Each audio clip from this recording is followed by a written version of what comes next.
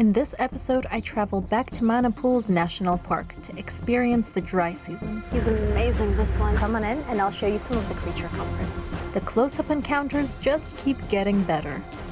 I take an overnight excursion to Kanga Camp where the sightings take my breath away.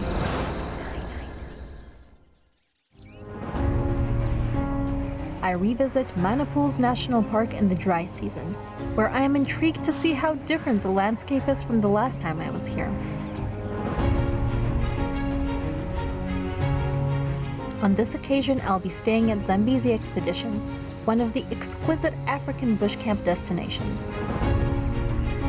There's even more wildlife here than before, and every corner we turn, there's something exciting to see.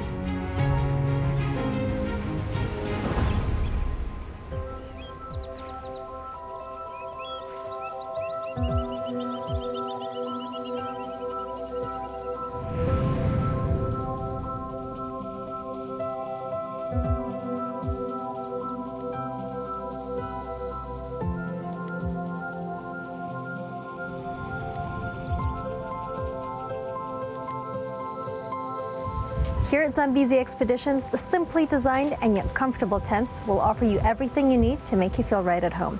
So come on in and I'll show you some of the creature comforts. Not only do you have cozy beds and an ensuite bathroom, but also this tent is so eco-friendly that it can be dismantled and nobody would ever know that you've been here.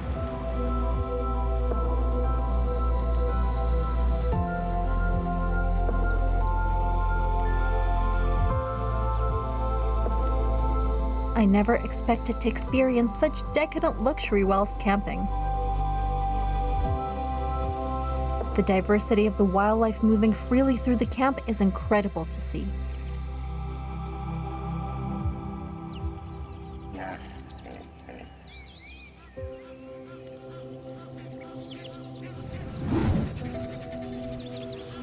Another rewarding experience here at Zambezi Expeditions Camp. I feel so incredibly privileged to just sit here and watch this elephant eating right behind me in the water. And the great thing about the area is that they feel quite relaxed in front of you, so you could just sit here for hours and hours and hours. Do you know what? One time it's just really nice to spend an afternoon observing these animals that come in and out of the water. You've got crocs on the other side, you've got pods of hippos everywhere, you've got elephants, you've got amazing bird life, so you can't go wrong.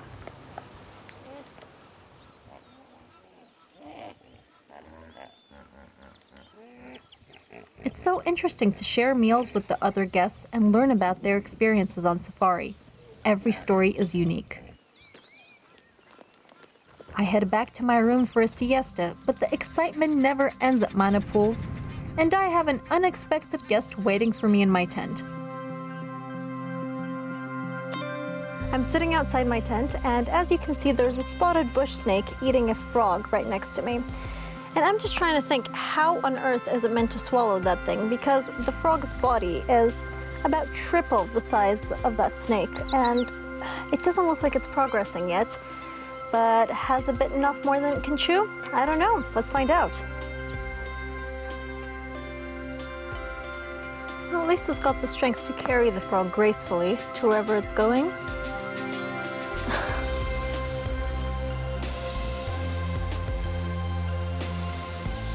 I really hope it's not trying to get back into my tent because I probably will not sleep well tonight.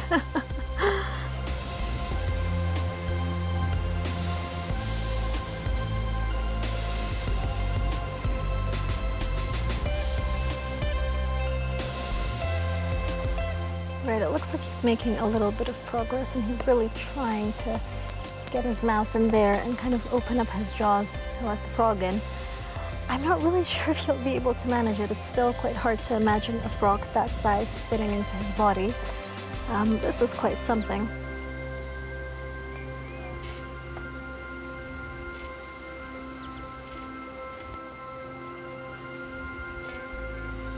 I've got a feeling he's getting a bit of a stage fright moment because he's been here for quite a while and it doesn't really look like he's making any progress. So I'm gonna leave him to digest and to hopefully not go into my tent. I guess I'll never know until I meet him in my tent. Or not. Let's find out.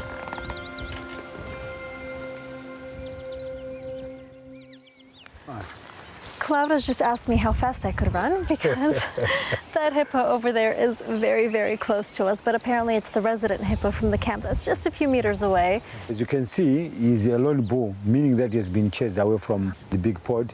Usually that gets him to about past 10, 15 years. That's when they become sexually active. So whenever you lose a fight, you get chased out of the pod. So that's why he's always out on his own, and he has become so much habituated that he can just come around camp and then goes back into his own. Does he have a name? Some people are trying to give him the name Mitch.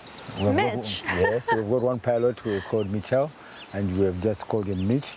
But definitely we do know this hippo. He sticks around here, and you can see, seeing us here, he goes back into water, his home area.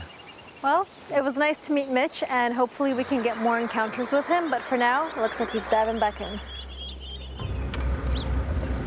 We hear news of wild dogs in the area, and Cloud takes me out to see if we can find them.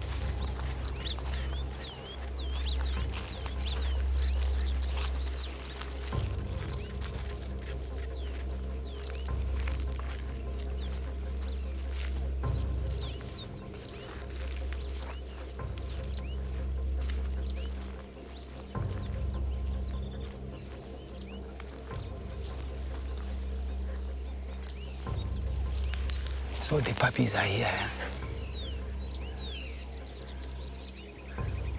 How old are the pups? You're looking at anything in between 2 months, about 2 months. They're quite big. Quite big, but they only came out about 3 weeks ago. As you can see, the 2-month-old puppies are the smaller dogs from the group. I actually expected them to be teeny tiny little things, but they've stopped denning 3 weeks ago, which is quite a while, so they've managed to grow a little bit since then. Look at them playing. You can hear on the other side, there's a baboon making a barking noise, and as soon as that happens, all of the ears just go whoop, and they look in that direction, and that helps me understand what an amazing asset it is to have hearing like theirs, especially for hunting. Is it normal to get this close to wild dogs? Do you often do it? It is very normal. Sometimes a little bit closer. Sometimes they'll just walk past us and just go. Apparently here in Maniples, it's actually normal to get this close to wild dogs, so I'm gonna act really cool about it. Yeah. It's a daily occurrence for me, really. Oh, look at that.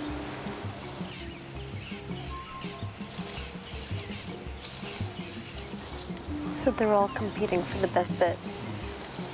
And there's one that's getting a little bit attacked by the others. Is that play fighting? Not really. No, sometimes always they pick on the weaklings. Even when you're playing as kids. It's nice to see them a little bit more energetic. Now their energy's back up, and they're using it to get the food, to interact with each other. I think it's time to go. I think we're gonna let them sleep in peace.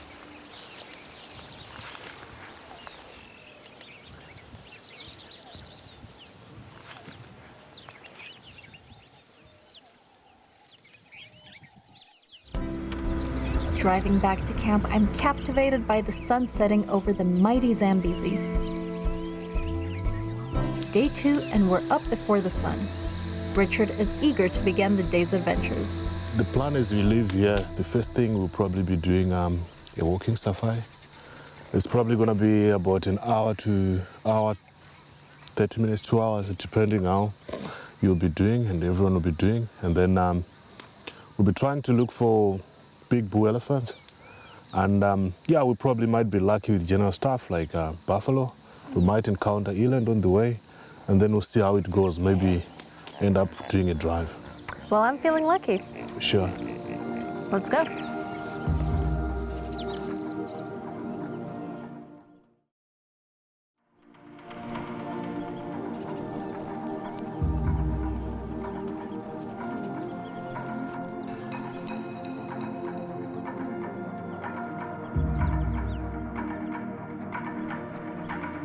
After a long walk, we finally come across an enormous bull elephant, and he seems amazingly relaxed.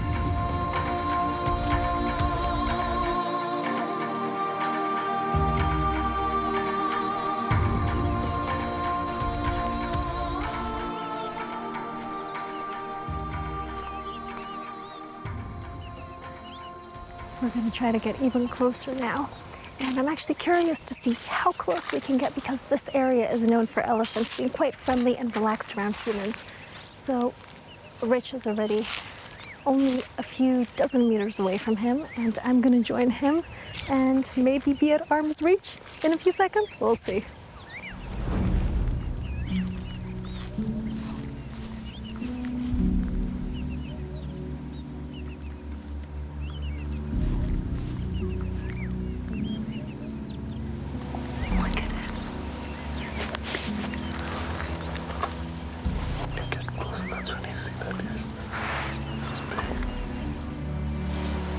If somebody were to tell me that this is a dream, I think I'd believe them.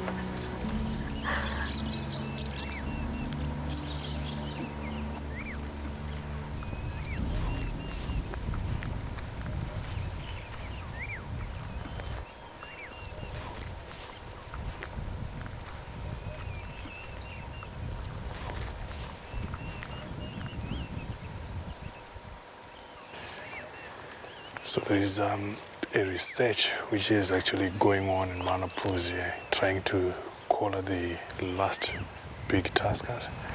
And this bull was actually one of the targets, and they managed to collar it around August. So his name, people nicknamed it Spiky, is a regular in this area. Spiky from the shape of the tusk. We sneak in even closer to watch him feed.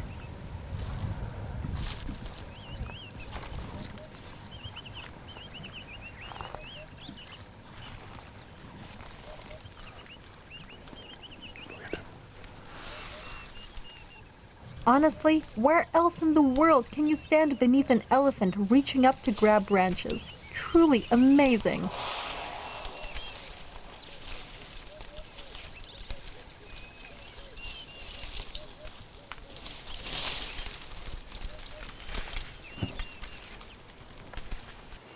So that's being clever, they're concentrating on the most nutritious, like plants of high nutrition, instead of walking longer distances looking for food.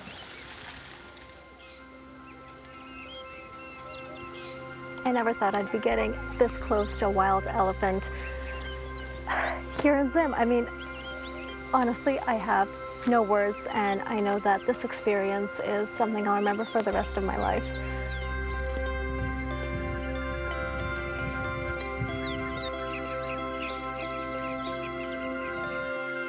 We're taking a little overnight excursion to Kanga Camp, and Kanga Camp is the only source of water inland for miles and miles to come, meaning that we're very likely to see some action this afternoon, but also during the night.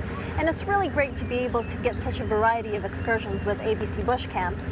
And as you can see, this is quite different, very new for me anyway, and I've got no expectations, but I am ready to get absolutely blown away by what's coming.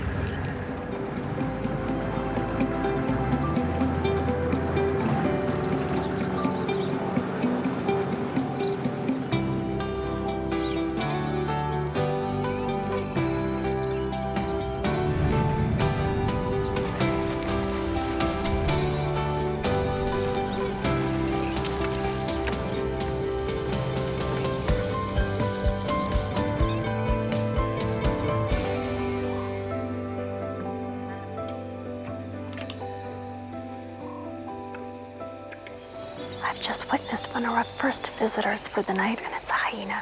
It got a little bit of a fright at first. I think it's because it stepped on a stick. But now that it's having a drink, it's looking pretty satisfied. And the night is still young, so I can't wait to see what else comes our way.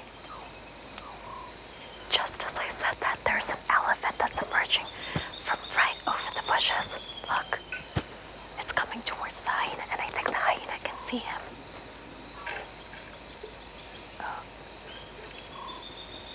Look. He's decided to come on the other side. I don't know if that has anything to do with the hyena or not. But we've only been here for, 20 minutes?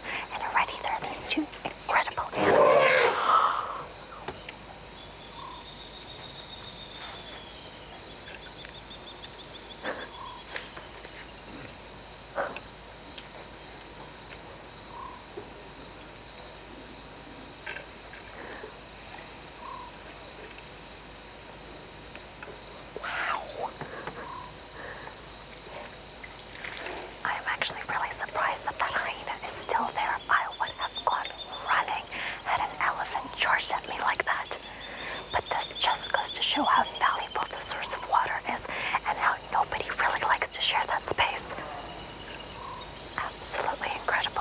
this is the way that our night is starting, then I have absolutely no idea of what we're going to see later.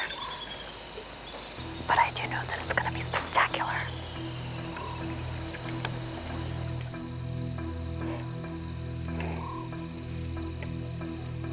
Ladies and gentlemen, we have a leopard. I honestly can't believe this.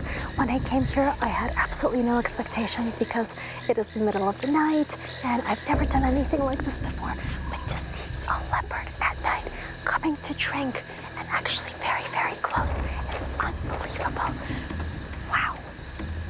What a beautiful animal. Look at him. It's like he's posing for us.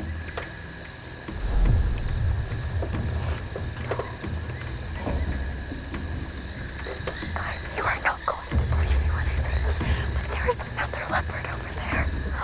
They're having a stare-off. He's approaching. The newcomer is coming closer. And it looks like he's okay with sharing the water, as long as he keeps that bit of a distance. Look at that symmetrical image. Look at how beautifully that's framed. I can't believe I'm seeing this. Not one, but two leopards at the same time here at Kanga Camp. This is ridiculous.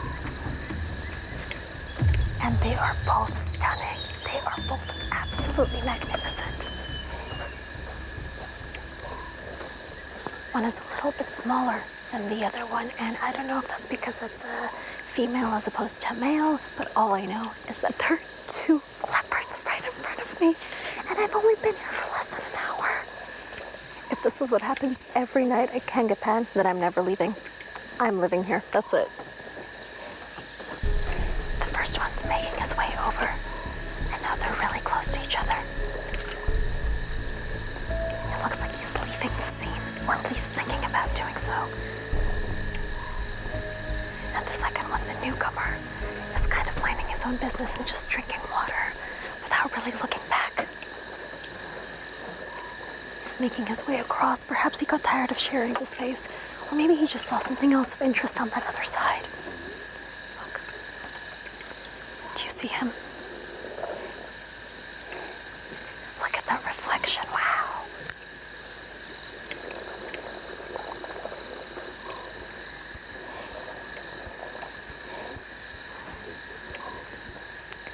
The first one's getting up. He's looking tentatively. Maybe he's unsure of where to go. Just making his mind up. Look at that coloring. Absolutely incredible. Slowly walking away. He's not in a hurry. He's not in a rush. And soon he's going to disappear behind that bush.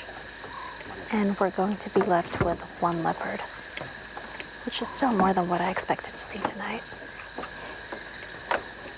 Oh, I know. The first leopard has just made his way out. The second leopard is also about to leave. There he is, disappearing into the bushes as though he were never here. But we've got somebody new on the scene. We've got a hyena now. And I'm pretty sure I saw another one. Oh, there we go. Look. Right over there, do you see? So the two leopards have now been replaced by two hyenas. I don't know if the departure of the leopards had anything to do with the hyena. Are they having a stare-off? Are they both going to drink? I have no idea. There's three. It's three now. Look, guys, look. Three hyenas. All coming to drink at the same water source. Look. And they're all perfectly happy just standing there, huddled up together.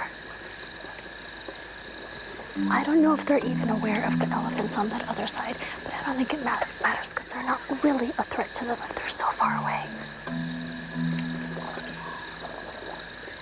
Okay, now two are out and they are looking in the same direction over to the right because there is a fourth one. No wonder they're all staring there. They're waiting for him to come over. Incredible. Absolutely astonishing. So in a space of about 20 minutes, we've not only had close to half a dozen elephants, we've had two leopards, but now we're also having 4 hyenas at the same time. This place just does not stop.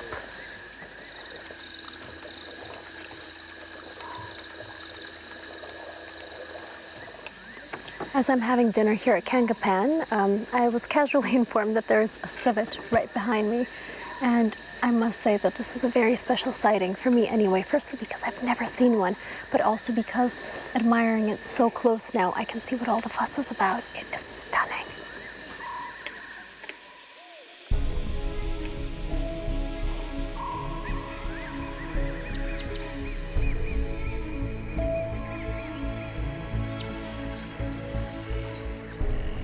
I can see why they call this an armchair safari. You really don't have to go anywhere because everything just comes to you.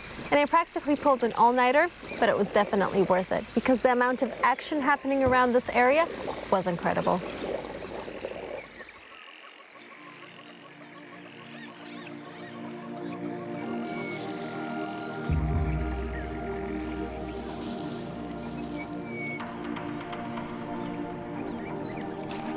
Kanga Camp has been referred to as the inland gem of mana pools, and I can see why.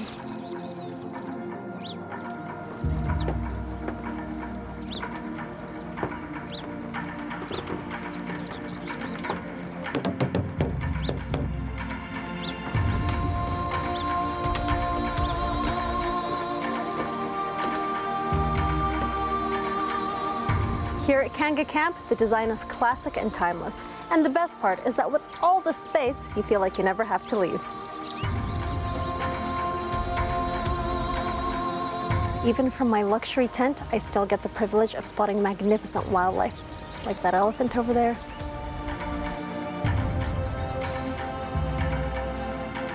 My time at Kanga has been like an endless safari. The camp's unique design has allowed me to see so much wildlife. I highly recommend it.